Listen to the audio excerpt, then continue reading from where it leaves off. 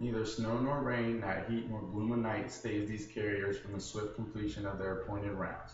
Most of you probably know this as the motto of the U.S. Postal Service, but actually the Postal Service doesn't have a motto and never has. An architect was designing a new post office in New York and was looking forward to having it inscribed on the building. This phrase that he chose was written in 500 BC by a Greek historian that described the Persian postal carriers. The first official mail service in America began in 1639 for the 13 original colonies, and the way it functioned in the early years is in stark contrast to the postal service we know today. The very beginning of the postal system that we have today began in 1639 when it declared that all mail received from overseas, where the colonists were from, would be taken to Richard Fairbank's Tavern in Boston, Massachusetts. People gather at the tavern in the morning and wait for their name to be called to find out if they received a letter.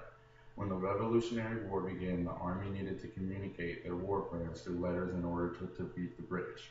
For this reason, in July 26, 1775, the Philadelphia Second Continental Congress established the Post Office Department and appointed Ben Franklin as the first Postmaster General.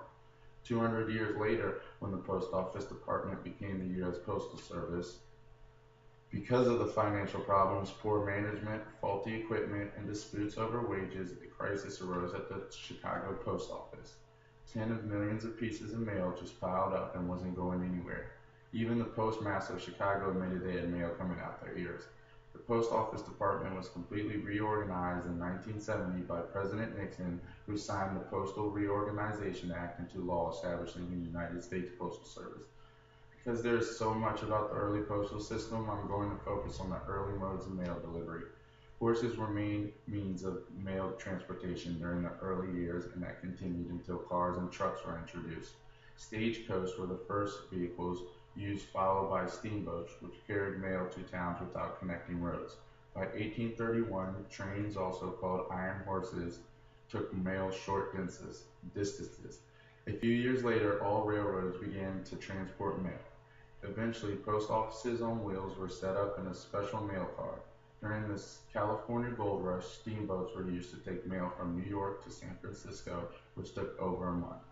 When the Civil War broke out in 1861, mail services to southern states had seceded and was completely cut off to isolate the Confederate states and diminish their communication. The Post Office Department also purposely redesigned their stamps so that the South had no longer value. Regular mail delivery was finally restored at the end of the war. In 1870, regulation wagons that could hold up to 5,000 pounds of mail were used to transport mail between post office and train stations. The driver brought his own wagon and was paid $400 a year to travel 35 miles a day, 6 days a week.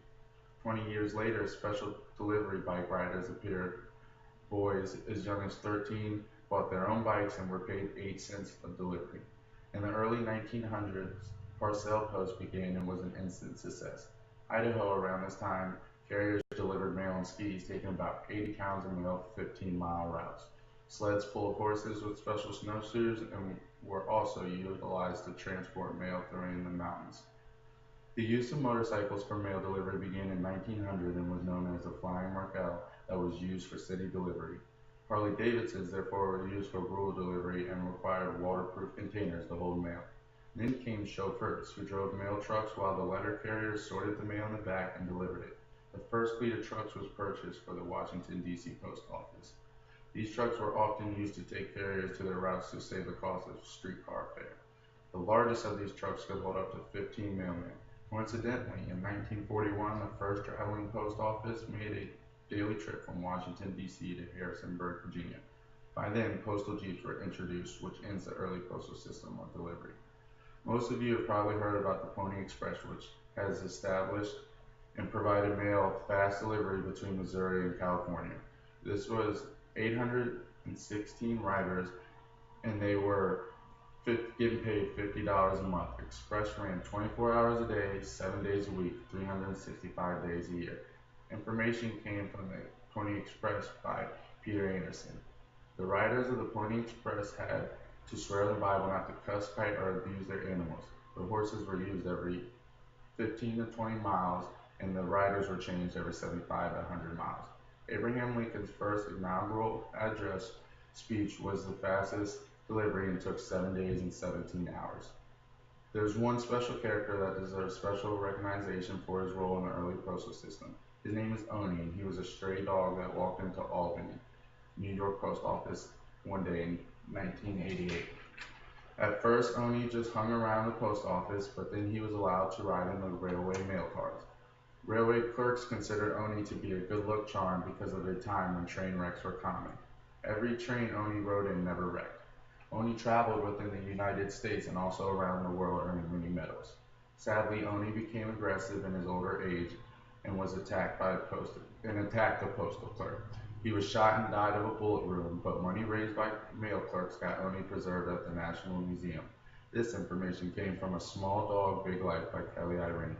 The contrast in the early postal system and the U.S. Postal Service today just show how much stuff has changed.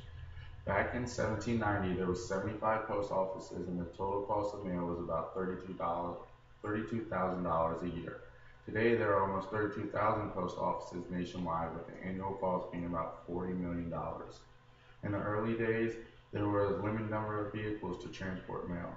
Ben Franklin, the first postmaster general, would pay $1,000 a year, and Patrick Donahoe, the postmaster today, receives over $275,000 with benefits. So that concludes the history of the early postal service, and as they say, some things never change. And this is actually the post office in Okeechobee, Florida today.